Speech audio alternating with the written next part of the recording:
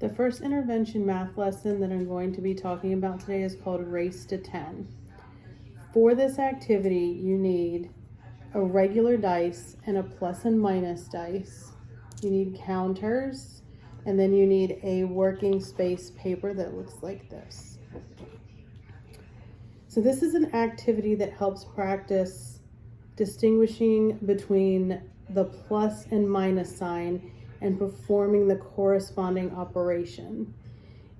Each student starts with an empty working space paper, and students use counters to cover the dots on their papers.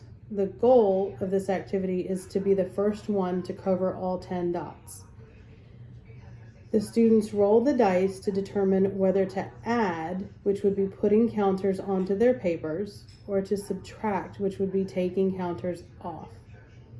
They roll the number cube and the operation cube to see how many counters to add or subtract. The students take turns, each moving counters only in response to their own roll. If I roll and the number cube indicates that a player is to take away more counters than there are on the working space paper, then the student misses a turn. So for example, if my working space paper only has 3 counters, but the dice are telling me to take away 4, then I lose my turn. If a student rolls and the roll indicates that the student is to add more counters, then there is room on their paper. They have to take another working space paper. For example, my paper already has 9 spaces covered, but I rolled to add 3. That means I have to get another working space paper. The students continue taking turns until one player's turn ends with exactly 10 counters on his or her paper. The first student who gets to 10 wins the activity. So to do this, you would roll both dice, the operation dice and the number dice. And my roll says that I need to subtract 1, but I don't have any counters on my paper, so that means I lose a turn, and the next student rolls to see how many counters they add or subtract.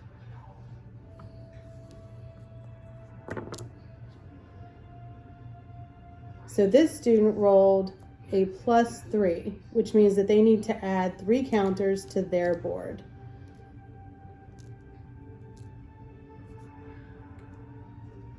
So I couldn't take away any counters last time, so that means that I now miss a turn and the other student again rolls. This one says take away 2. So that means that the student has to remove 2 from their working space paper. Now again, I rolled a -2, but I don't have any counters. So it means again I lose a turn, but the other student will roll again.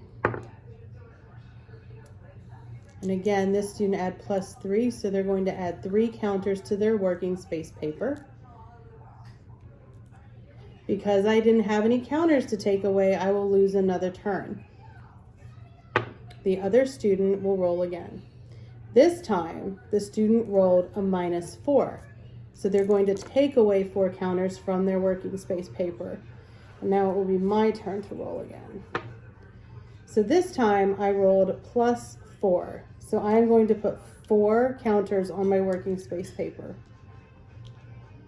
And now the other student is going to roll.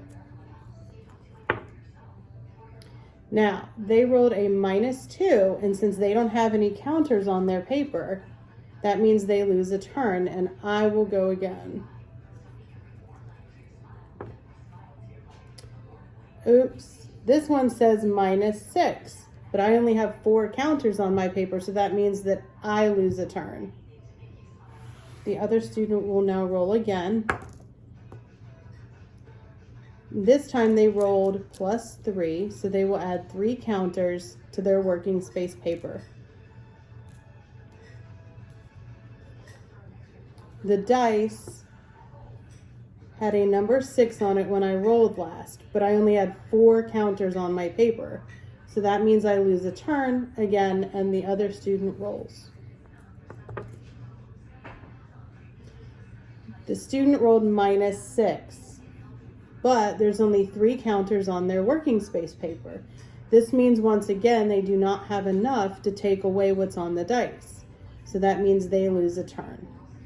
So now I will roll again. Okay, this time I rolled -3, and I have enough to take away 3 counters from my paper. The other student did not have enough counters to take away on their last roll, so they lose a turn, and I will roll again. This time I rolled +2, so I will add 2 counters to my working space paper.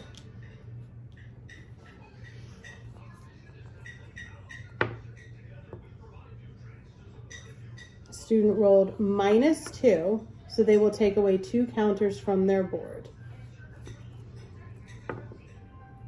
I rolled -2, so I will take away 2 counters from my board.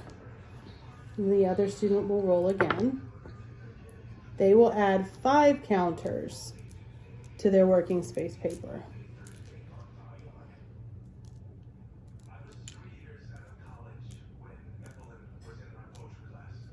Now I will roll again. And again, I don't have enough counters on my working space paper, so I will lose a turn and the other student will roll again. So this student rolled -3, so they will once again take away 3 counters. And I lost my turn because I didn't have enough counters on my working space paper to take my turn. So the other student will roll again. Now again, this student rolled -5, but they only have 3 counters on their working space paper, which means they will lose their turn because they don't have enough counters to take away 5. So I will roll again. I rolled +3, so I will take 3 counters and add them to my working space paper. The other student did not have enough counters to take away on their last turn, so I will roll again. I rolled +1, which means I will add 1 counter to my working space paper, and the other student will roll again. The other student rolled +4, so they will add 4 counters to their working space paper.